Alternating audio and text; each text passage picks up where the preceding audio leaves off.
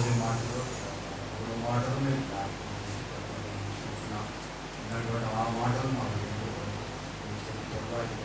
మాట శిలువలో పలికినటువంటి 7 మాటలు కూడా చూస్తున్నాయని ఆ యొక్క మాటలను మా జీవిత కాలం అంతా కూడా మేము మా హృదయంలో మేము జీవించిన ఈ 4వ మాటను మీరు జ్ఞాపకం చేసుకోండి. మీరే బోధించు వీళ్ళందరికీ ఆశీర్వాదకరంగా నీకు యేసయ్య నామం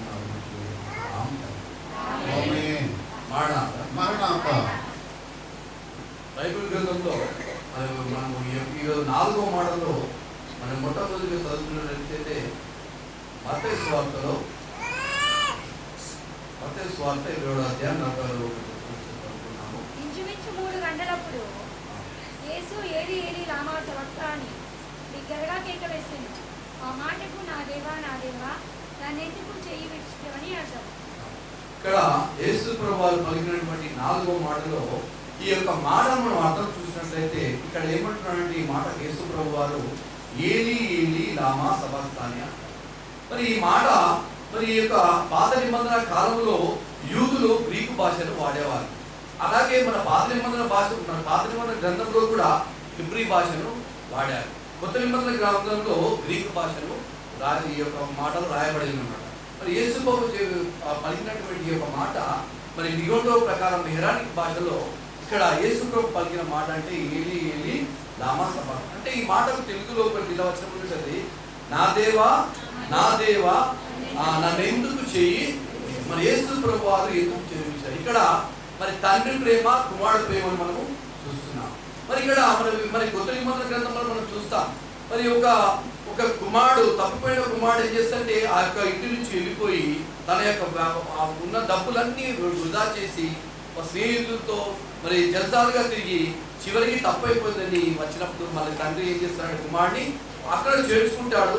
అతను మరి క్షమాపణ అడిగితే ఆ క్షమాపణను మరి తండ్రి అయిన అతను దగ్గరికి చేరుకుంటాడు. కానీ ఈ లోక ప్రేమ మరి ఆ ప్రేమ విషయంలో అది ఒక తండ్రి కొడుకులో ఉన్నటువంటి ప్రేమ. కానీ ఇక్కడ మన తండ్రి అయిన దేవుడు మన కుమారుడు ఏదో చూపినటువంటి ప్రేమ విషయంలో చూసినట్లయితే ఈ యొక్క వచనంలో చూసినట్లయితే మొట్టమొదటిగా ఈ వచనంలో దేవుడు నా దేవా అని దేవుడిని ప్రతిమానుచున్నాడు. మరి శరీర వేదనను మనం చూస్తాం ఈ వచనంలో.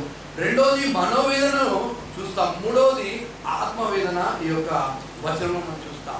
మరి దేవుడు కుమారుడిని ఎందుకు మరి వదిలిపెట్టాల్సి వచ్చిందంటే మరి ఈ యొక్క లోకంలో ఉన్నటువంటి మానవులైనటువంటి మనం పాపంలో ఉన్న జీవితంలో ఉన్నటువంటి మనము ఈ పాపం నుండి మనం పవిత్రంగా చేయడానికి మరి దేవుడు ఆ యొక్క కుమారుడిని వదిలిపెట్టడం చూస్తున్నాడు. అదే కాకుండా యేసు యొక్క ఈ యొక్క రక్తము మన ప్రతి పాపం నుండి మనం ఏం చేస్తుందంటే విడిపిస్తుంది, పవిత్రులుగా చేస్తుంది. కనుక మరి ఆ విధంగా చేయాలంటే ఖచ్చితంగా మరి ఆ యొక్క మానవ యొక్క రూపంలో యేసయ్య ఈ లోకంలో జన్మించినాడు కాబట్టి మరి ఖచ్చితంగా ఈ లోకంలో సిలువలో ఆ యొక్క లేఖనముల యొక్క నిలబడాలి కాబట్టి, ప్రవచనం నెరవేరాలి కాబట్టి తండ్రి ఏం చేస్తారంటే ఆ యొక్క కొద్దిసేపు ఏ కుమారుడిని చేతి వదిలిపెడతారు. అంతేకాకుండా మరి ఈ యొక్క మన మానవుడు మనం చేసినటువంటి పాపములకు, మనం చేసిన తప్పిదాలకు, మరి మన మీద వచ్చినటువంటి ఉగ్రతను మరి కుమారుడు యేసుక్రీస్తు మన యొక్క ఉగ్రతను తనపై వేసుకున్నాడు. కనుక మరి మన పాపం యొక్క విమోచన కలగాలంటే మరి ఆ సిలువలో మరి యేసయ్య మరి ప్రాణం పెట్టాల్సి వస్తుంది. అందుకోసం ఇక్కడ దేవుణ్ణి అంటున్నాడు, నా దేవా నన్ను ఎందుకు. మరి ఆ యొక్క ఇంచుమించు మధ్యాహ్నం సమయంలో మరి ఆ ప్రదేశం అంతా కూడా ఏమిటంటే చీకటి మొత్తము అలుముకుంటుంది. అలాగే ఎందుకంటే మరి ఆ యొక్క సృష్టి కూడా అంతమైన నీటిగా ఉన్నటువంటి యేసయ్యను చూసి ఆ యొక్క సూర్యుడు కూడా వెళ్ళిపోయి అక్కడ చీకటి జరిగింది. అంతేకాకుండా అక్కడ సృష్టి అంతా కూడా దేవుడికి లోబడి ఉన్నది. కనుక మరి మనందరం మన పాపంలో జీవించినటువంటి మనకు నిత్యజీవం కలగాలని, మరి మన యొక్క పాపం నుంచి విమోచన జరగాలని మరి యేసు ప్రభు వారు ఆ సిలువలో మన కోసము మరి యేసు ప్రభు ఏంటంటే మన కోసం ప్రాణం పెరిగి, అందుకోసం నేను గొర్రెల కోసం మంచి ప్రాణం మన యేసు ప్రభు నేను గొర్రెలకు మంచి కాపరి. మరి కాపరి ఏం చేస్తాడంటే తన యొక్క గొర్రెలను ఎప్పుడు కాపాడుతాడు. తన ప్రాణం పోయినా పర్వాలేదు కానీ గొర్రెల కోసము ఎప్పుడు తన యొక్క భావుకము చూస్తాడు. అంతేకాకుండా మరి యేసు ప్రభు వారు తండ్రి అయిన దేవుడు ఎందుకు వదిలిపెట్టాడంటే పాపపు రుణములు తీర్చుటకు తండ్రి తన కుమారుని యొక్క చేయిని వదిలిపెట్టాడు. అంతేకాకుండా మనము నీతిగా బతకాలని, మనం నీతిమంతులుగా తీర్చాలని, మన పాపం నుంచి విమోచన పొందాలని యేసు ప్రభువారు ఆ సిలువలో మరి ప్రాణం పెట్టినంతగా ఉన్నాడు. కనుక మరి అలాగే మరి దేవునికి మానవుకు మధ్య ఉన్నటువంటి ఆ వ్యత్సాహం తీర్చుటకు మరి యేసు ప్రభువారు మరి తండ్రి అయిన దేవుడు కుమారుని యొక్క చెయ్యిని విడిచినాడు. మన అనాది కాలంలో మరి మొదటిగా పాపం లేకుండే, తర్వాత సాతాను వల్ల పాపం కలిగింది. మొట్టమొదటిగా మరి యేసు తండ్రి అయిన దేవుడు ఆదాముతో ఏం చేశాడు? సాయంకాల సమయంలో మాట్లాడాడు. కానీ ఈ సాతాను వల్ల మోసపుచ్చడం వల్ల మరి ఆదాము అవ్వ వల్ల అప్పటి నుంచి ఈ లోకంలో అనేది పాపం అనేది ప్రారంభమైంది. కనుక ఈ పాపము అనేది పోవాలంటే పాప పరిహార బలిగా యేసయ్య మన యొక్క పాపలను తన పైన వేసుకున్నాడు. మరి మన కోసం ఉచితమైన ప్రాణం పెట్టాడు. మనందరినీ నీతిమంతులుగా మరి యేసయ్య తీర్చిదిద్దాడు. కనుక తండ్రి ప్రేమ కుమారుడి ప్రేమ చూసినట్లయితే మరి ఈ లోకంలో ఉన్నటువంటి మరి తండ్రి ఆ శిలువ మరణంలో చూసినట్లయితే భౌతిక మరణం శిలువలో మరి యేసయ్య పొందాడు. రెండోది ఆధ్యాత్మిక మరణం పొందాడు. మరి మనందరికీ కూడా మరి మనం నిత్య యొక్క పరలోక రాజ్యం చేరాలని, మనం నరకంలో నుండి మనము దేవుని మార్గంకి వెళ్ళాలని చెప్పేసి యేసు ప్రభువారు మన కోసం శిలువలో మరణం పొంది ఉన్నాడు. మరి యెషయా గ్రంథం 53:10 ఉంటుంది ఏంటంటే ఆయన నలగొట్టుట యెహోవాకు ఇష్టమైన.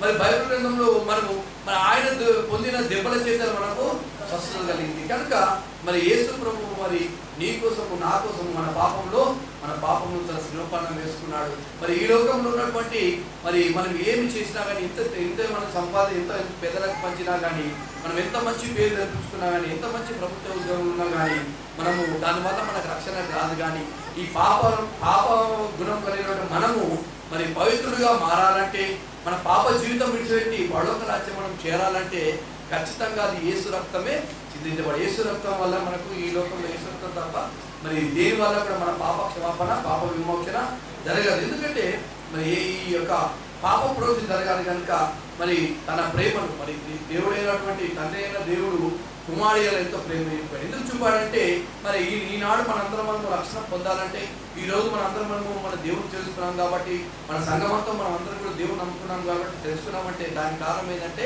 తండ్రి అయిన ప్రేమ. కుమారుడైన యేసుక్రీస్తు నీ పాపాల కోసము నా పాపాల కోసము శిలువలో బలై మన కోసం తన ప్రాణమును, ఉచితమైన ప్రాణమును అర్పించాడు. కనుక మరి యేసు ప్రభువు పెట్టినటువంటి ఆ ప్రాణమును మనం ఏం చేయాలంటే ఎప్పుడు కూడా మనము మరచిపోకూడదు. దేవుడికి పెట్టినటువంటి ఆ శిలువలో కాల్చినటువంటి ఉచితమైన ప్రాణమును మనము ఎప్పుడు మర్చిపోవద్దు. మరి దేవుడు ఆ మాటకు నా దేవా నా దేవా అని దేవుని 10 మార్లు చెప్తున్నాడు. కనుక మనం చేసినటువంటి పాపాలకు, మనం చేసినటువంటి తప్పులకు, మనం చేసిన ఆదాము నుంచి వచ్చినటువంటి పాపములకు ఈ పాప పరిహార్థమే యేసు ప్రభువు మరి శిలువలో మనకు ఆ యొక్క 4వ మాటలో మరి దేవా నా దేవా నన్ను ఎందుకు చేయి విడిచారు. కనుక మరి మనం కూడా ఈరోజు కూడా మనం ఏంటంటే దేవుని దగ్గర రావాలి.